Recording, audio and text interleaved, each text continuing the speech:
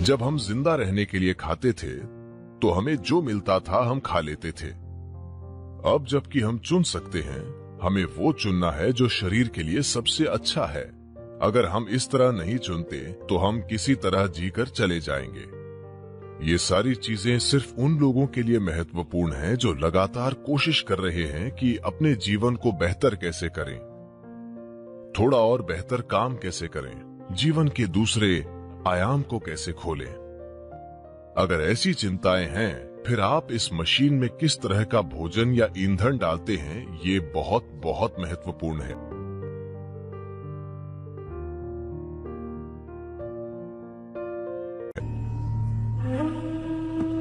अगर आप शरीर के स्वाभाविक चक्र पर ध्यान दें, तो मंडल नाम की एक चीज होती है।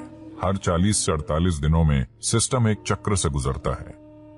ऐसे हर चक्र में, प्रत्येक चक्र में 3 दिन ऐसे होते हैं जब आपके शरीर को भोजन की जरूरत नहीं होती।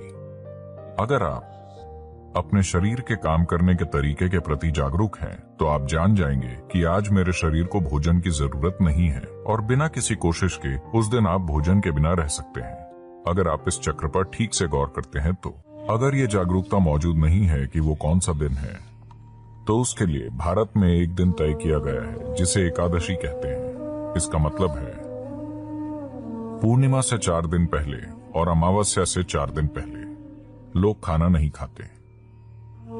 वो सुबह उठते हैं, कोई नाश्ता नहीं, कोई लंच नहीं, सूरज डूबने के बाद ही वो एक बार भोजन करते हैं।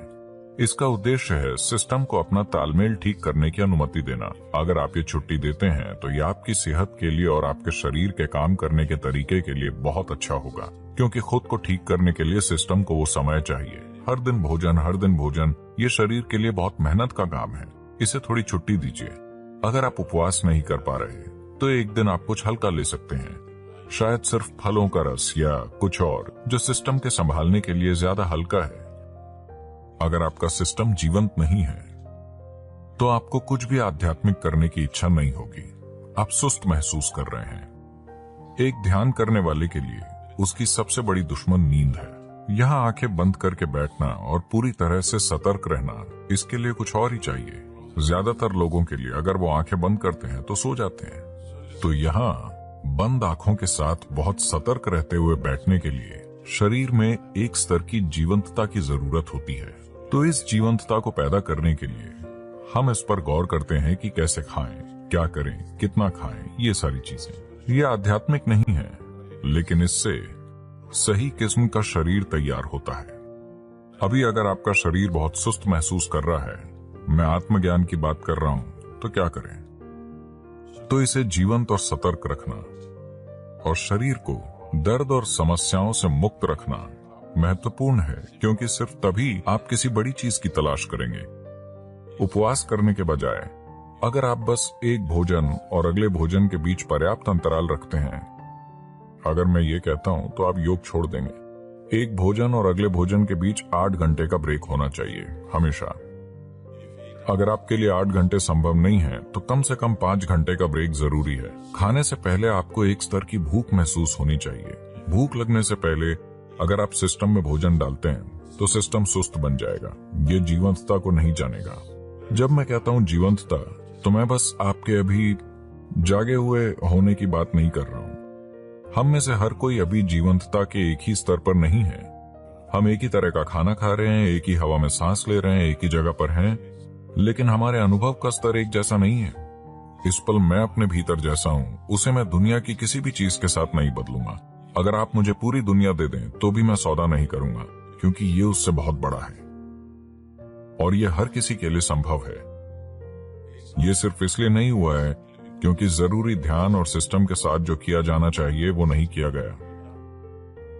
तो इंसानी जीवंतता अलग अलग स्तरों पर कई अलग अलग आयामों में हो सकती है। यह आपको अनुभव और जीने के बिल्कुल अलग आयामों तक ले जा सकती है। शरीर को अच्छी तरह से रखना एक बुनियादी जरूरत है। आपको एक महान एथलीट या ऐसा कुछ होने की जरूरत नहीं है, लेकिन इसे बस सहज रखना, ताकि अगर आप यहाँ बैठते हैं तो आपको हर समय हिलना डुलना न पड़े। अगर आप यहाँ बैठे तो अगले कुछ घंटों तक आप बस यूं ही बैठ सकें। अगर आप यहाँ बैठे तो आप आराम से हों। बस इतनी सहजता शरीर में आनी चाहिए।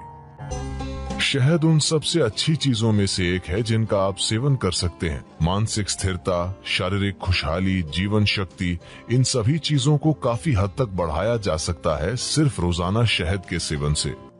शहद इस धरती पर पाया जाने वाला इकलौता पदार्थ है जिसकी रासायनिक संरचना लगभग इंसान के खून की संरचना की तरह है। अगर आप कुछ चीजें बदल दें तो ये लगभग खून जैसा है। शहद का दैनिक सेवन आपके स्वास्थ्य के लिए बहुत कुछ कर सकता है, खासकर वो लोग जिन्हें अधिक बलगम की समस्या है। यह आपके दिल के लिए बहुत अच्छा है, आपके दिमाग के लिए अच्छा है, यह आपके मन को सतर्क रखता है और ये बहुत ऊर्जा देता है। तो हर दिन शहद का सेवन बहुत कुछ कर सकता है। खासकर अगर आपके बढ़ते बच्चे हैं तो उन्हें रोज शहद का सेवन करना चाहिए। ये उनकी बुद्धि और हर तरह के विकास के लिए बहुत कुछ करेगा। सफेद कद्दू भी।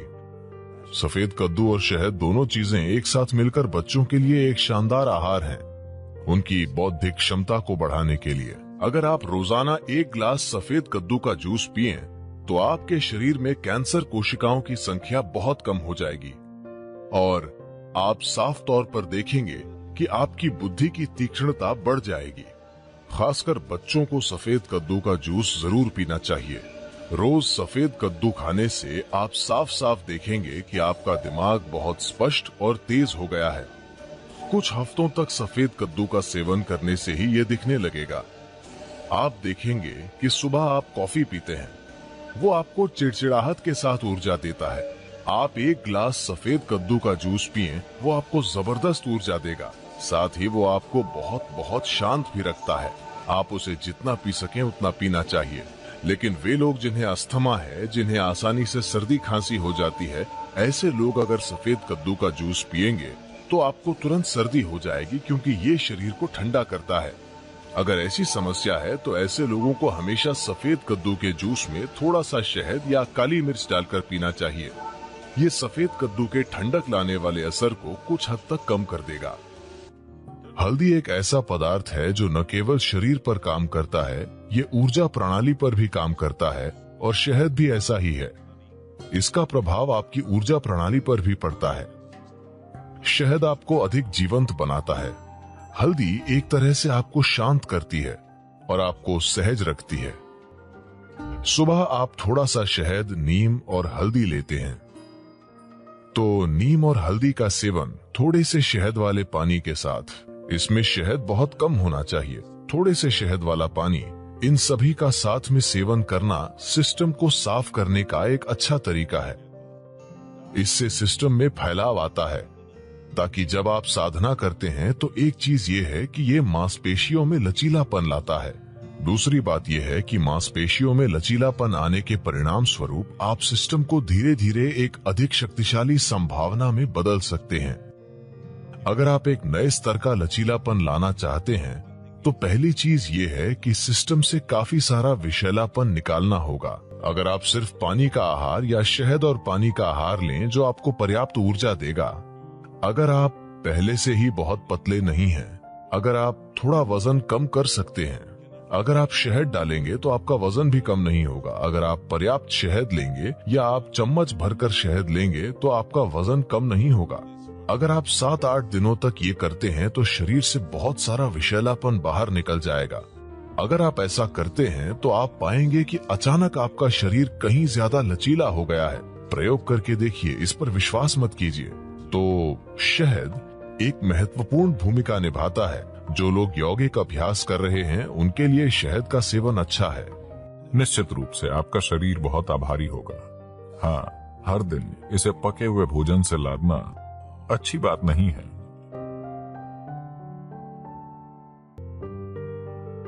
समय समय पर उपवास करने के क्या फायदे हैं? अनादि काल से पवित्र दिनों पर उपवास करने की परंपरा भारत में चली आ रही है, पर बहुत से भारतीय इसे अवैज्ञानिक एवं विसंगत मानते हैं।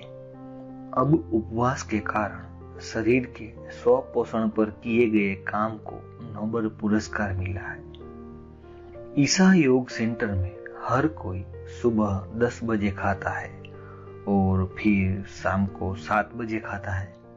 हम सब अपने जीवन में शारीरिक रूप से अत्यंत सक्रिय है।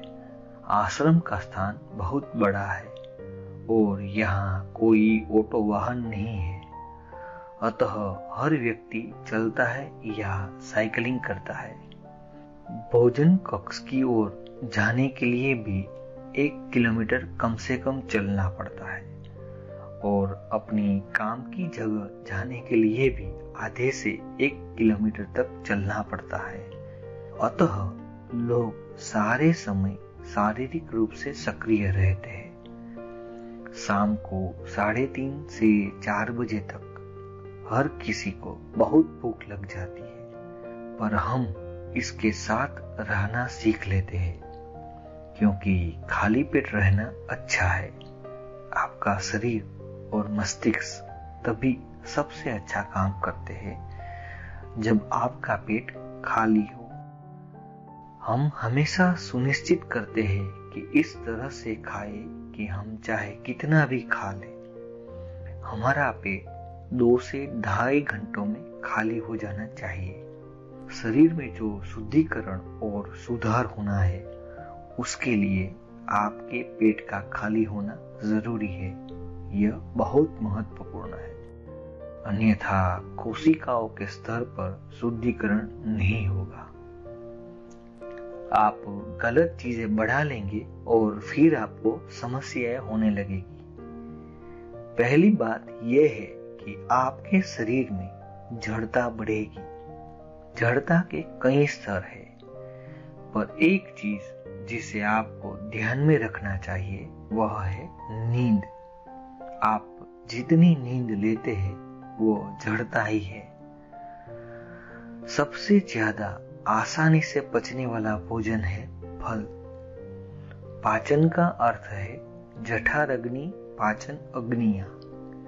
अगर इन अग्नियों को सबसे ज्यादा प्रभाव के साथ चलना है तो निश्चित ही फल सबसे अच्छे हैं। दुर्भाग्यवश बहुत सारे लोगों को आलस्य और जड़ता में ही मजा आता है।